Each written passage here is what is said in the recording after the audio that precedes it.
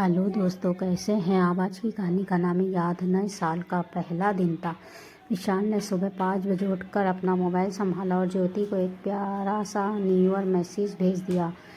फिर दिन भर के प्रोग्राम के बारे में विचार करने लगा। उसने ज्योति के साथ घूमने और उसे सरप्राइज़ देने को पूरा इंतज़ाम कर रखा था। ज्योति उसकी प्रेमिका ही नहीं, मंगेतर भी थी। 1 साल से दोनों का प्रेम प्रसंग चल रहा था।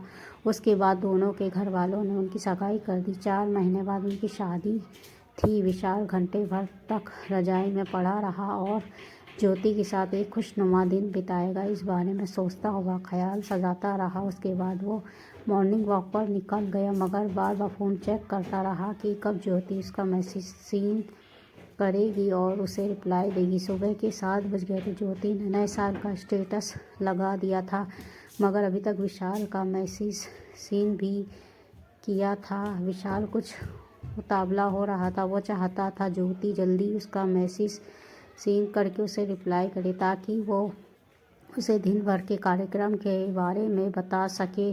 हालांकि वो चाहता तो कभी भी उसे फ़ोन कर सकता था, मगर सुबह उठकर उसने ज्योति के लिए जो लाइनें 9 वर्ष मैसेज में लिखी थी, उनका असर वो उसकी रिप्लाई में देखना चाहता था। इंतज़ार करते करते सुबह के 10 बज चुके थे, मगर ज्योति ने रिप्लाई देना तो दूर उसका मैसेज भी सीन नहीं किया था। वो झुंझला उठा था। उसका मन किया अभी फ़ोन करके ज्योति से इस बात की शिकायत करे, उसे बताए कि इस तरह का व्यवहार उसे अच्छा नहीं लग रहा है।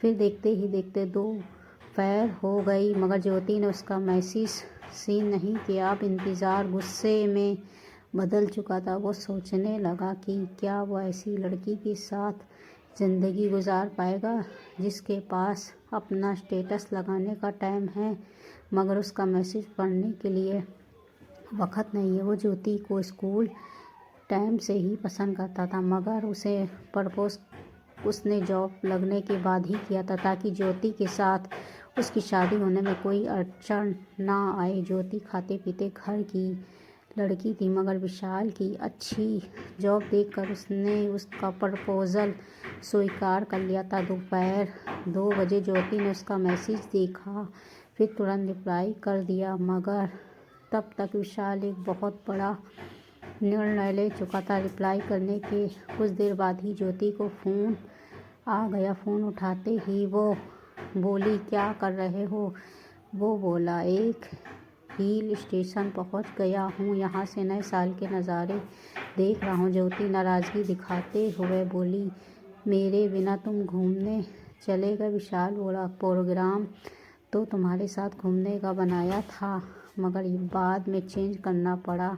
ज्योति गुस्से में बोली, चेंज क्यों करना पड़ा, मुझे फ़ोन कर देते, मैं आ जाती। विशाल हंसते हुए बोला, जिसके पास मेरा नए साल का मैसेज देखने का टाइम नहीं है, उसे फ़ोन करने का मन नहीं किया, इसलिए किसी और के साथ घूमने आया हूँ। वो जल्दबाजी में बोली, वो और कौन है। वो बोला, है कोई जिसे मैं हर सुबह याद आता हूँ, बस मैं ही उसे याद नहीं करता था, मगर अब रोज़ उसे ही याद करूँगा। इतना कहकर विशाल ने फ़ोन काट दिया और उस लड़की का हाथ पकड़कर वादियों की सैर करने निकल पड़ा, जो वर्षों से उसे चाहती थी। ज्योति ने तुरंत फ़ोन वापस मिलाया और बोली, क्या पागलों जैसी बात कर रहे हो, 4 महीने बाद हमारी शादी है। वो बोला, भूल जाओ इस शादी को, मैंने तुमसे शादी का फैसला बदल दिया है, अब मैं तुमसे शादी नहीं करूँगा।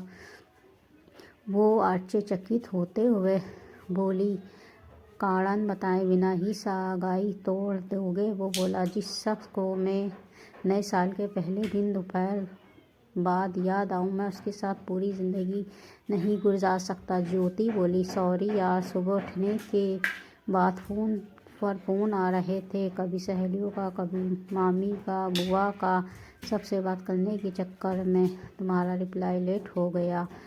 वो दृढ़ स्वर में बोला, अब कोई फ़ायदा नहीं है, मैंने अपना जीवन साथी चुन लिया, अब मैं उससे शादी करूँगा जो मुझसे प्यार करती है। सुबह उठते ही जिसे सबसे पहले मैं याद आता हूँ, वो थोड़ी गरीब है मगर मुझसे प्यार बहुत करती है। तुम्हारे चक्कर में मैंने हमेशा उसे इग्नोर किया, मगर आज वो तुम्हारे प्यार का पर्दा मेरी आंखों के सामने से हटा, तब मुझे उसकी याद आई। तुम पैसेवादी हो, तुम्हारे पैसे तुम्हें बहुत मिल जाएंगे, मगर तुम मेरी ज़िंदगी में एडजस्ट नहीं हो पाओगी। तुम्हारी आदतें अलग हैं, तुम पराए लड़कों के साथ घूमती हो। मैंने तुम्हें कभी मना नहीं किया, मगर मैं तुम्हें दोपहर बाद याद आऊँ ये मुझे गवारा नहीं। ज्योति उदास होकर बोली, सॉरी यार, माफ़ कर दो। मैंने सोचा तुम मेरे ही हो, तुम्हें तो कभी भी रिप्लाई कर दूँगी। वो बोला, हाँ मैं तुम्हारा ही था, मगर तुम मेरी नहीं थी। मैं कई दिनों से तुम्हें सरप्राइज़ देने का प्रोग्राम बना रहा था। आज मुझे तुम्हारे साथ घूमना था, मूवी देखनी थी, तुम्हें गिफ्ट देना था, मगर मैं तो तुम्हें दोपहर बाद याद आता हूँ। तुम नहीं जानती, दोपहर बाद बिजनेस और धंधे के लिए लोग याद आते हैं। जो दिल में होता है वो तो आँखें खुलते ही याद आना चाहिए। ज्योति बोली, इतनी सी बात पर रिश्ता तोड़ दोगे?